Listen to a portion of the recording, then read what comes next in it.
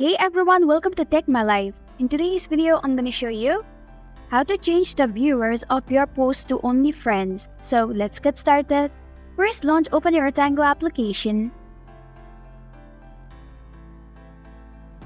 Make sure you're logged into your Tango account. Now tap on your profile picture icon at the top left corner of your screen. Now select privacy option. And then tap on post and movements option. Tap on the post option. To change the viewer of your post to only friend, select friends only.